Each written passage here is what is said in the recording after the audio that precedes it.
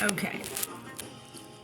I am talking from a standpoint whereby we have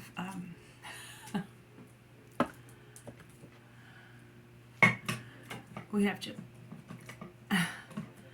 play our cards right.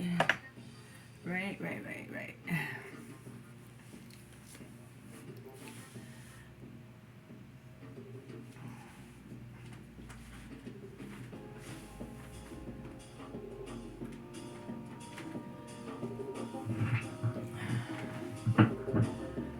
Good evening. This is Annie Simon Layton again with the Domestic Disaster Daily Domestic Violence Diary. When you don't hear from me for a while, it usually means I'm not able to keep up with the drama, and the drama is happening so fast, so rapid fire, that it's impossible for me to take the time out to report it as it's happening. And there's been quite a bit of drama. I'm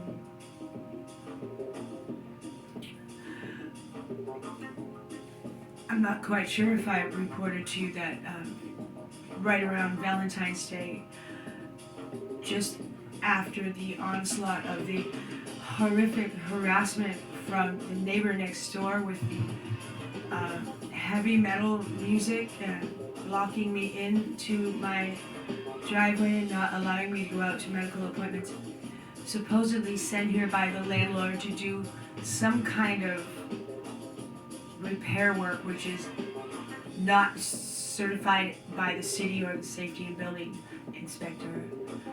There have been some fines levied and the landlord is so mad. Oh, please, it's not my responsibility to make sure you have the right building permits. Nevertheless, my lovey burst in the door one evening and decided it was time to, punch me out and threaten other life-ending practices while I was in the shower. Nevertheless, he was arrested and taken away in handcuffs, and he's been living elsewhere. It's been about 2 months. I've been on my own, and I have to say it's not very pleasant. It's not very easy, and we've been going back and forth with EPO, Emergency Protective Orders, and the ADA coordinator at the courthouse, the ADA coordinator.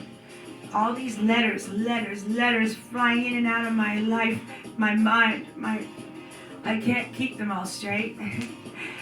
And they don't return your calls, and then you need to get an extension on the EPO before it becomes a TPO. I mean a TRO, and then an RO. Temporary restraining order then becomes a restraining order, and everything is wonderful once you get that, isn't it? All these years, I have heard about the D.A.R.T team. What does it stand for? Who cares? They don't exist. They don't do anything.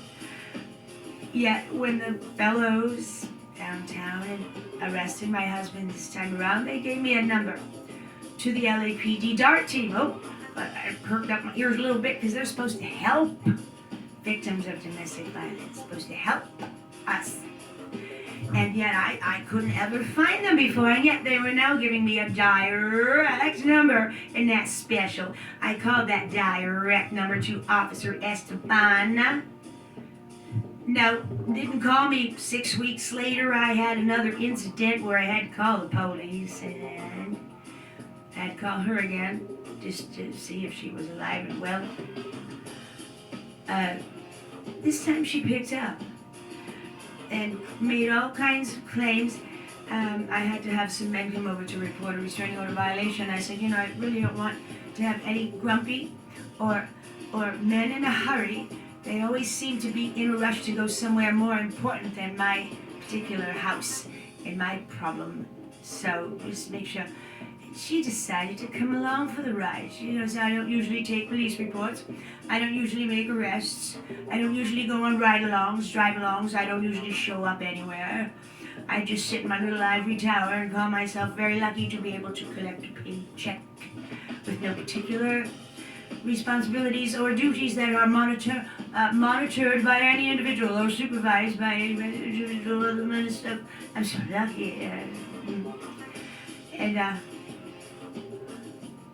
So I told her the problem was I was unable to finish by myself without legal counsel the full restraining order application. And she said to me, well, then I'll give you the number of the people that do that. I said, oh, you don't do that? Well, what do you do other than tell me who else can do that and this and that? So she gave me the number of, guess who? The Peace Over Violence People. Oh, the mayor, Karen Bass, has got a lot of federal funding for that organization, which doesn't exist. I know this for a fact because for 5 years now I've been trying to find them. And here's the D.A.R.T team, whom I've been also trying to find, telling me she doesn't do that, she doesn't do this, she doesn't do that, she doesn't even do what she's doing now, she doesn't show up places. But I insisted. I was afraid to be alone in a house full of uniformed men. I might just lose control, you know what I mean?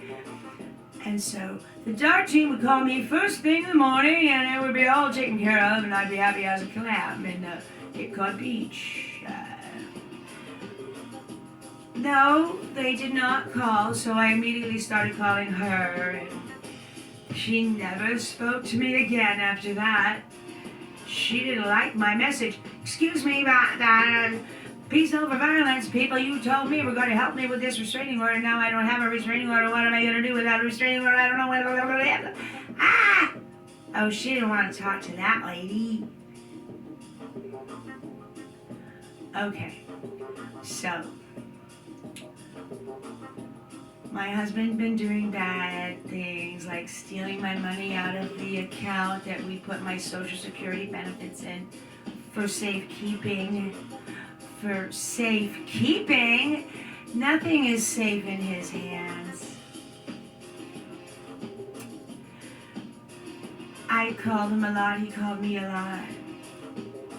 Something about an old restraining order that he took out of me in 2019 was still active till 2025, even though it was supposed to be terminated 2 years ago.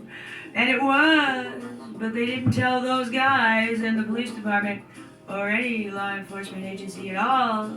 So it looks like on the books that my lovey has a restraining order on me from 5 years ago, and it's not, but it is, and it's not, but it is, and oh my God.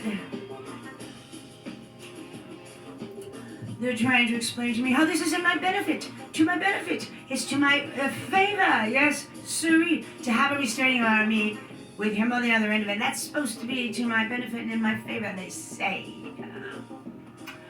I said, how the hell do you get my favor out of that? Well, that way if he comes over here, he can get arrested. If he calls you here, if he shows up here, he can get arrested. He will get arrested. Oh, really? Okay. So he's come over here.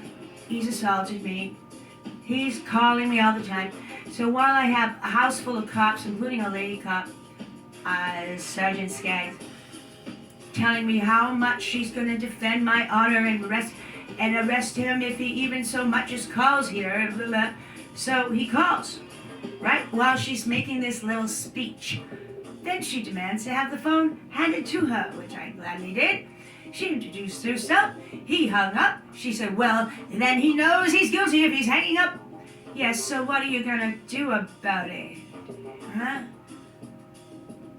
Big speech about how they're going to enforce restraining order violations and arrest everyone. It's mandatory to arrest anyone violating restraining order. They didn't do anything. He came in here last week, assaulted me. They didn't do anything. They said, Well, he's in another jurisdiction. We're going to have to hand this one to our higher-ups. Yeah, the higher-ups are going to have to do some higher-upping and investigation. An investigator, yeah, let's get the investigator on the case. And eventually we'll do nothing. Oh, really? Okay, so nothing's being done. No restraining order is even being upheld. So I woke up one morning and I was going to do some bad shit. I had some plans for just taking something and doing something with it and then saying something to somebody and then, oh my God. But the day before, I had stopped into my office and spoken to the office manager, Judy. She's a love, just a divine little girl. She said to me, Toastmasters is tomorrow night. Would you like to come? Yes, I'd like to come. And what's the subject matter? Well, you have to give a 2-minute speech on something positive. While I'm going through this horrible life tragedy, I have to, okay, I'll do it, okay, I'll do it. So I woke up that Thursday morning. I was supposed to give a speech that night. And I said to myself, I can either take this guy, wring him out to dry, and hang him up to road hard and be wet type thing. I don't know the sayings anymore. And I decided to do something positive instead.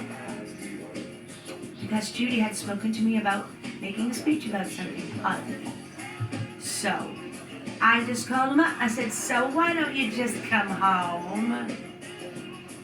And then the negotiations began.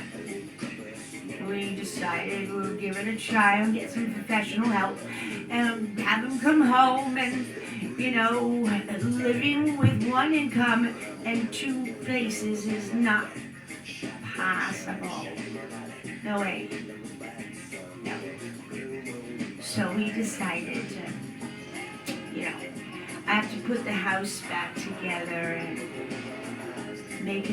try to make another go of it, because that's the positive, loving, and forgiving thing to do. It's the right thing to do. Jesus said, turn the other cheek.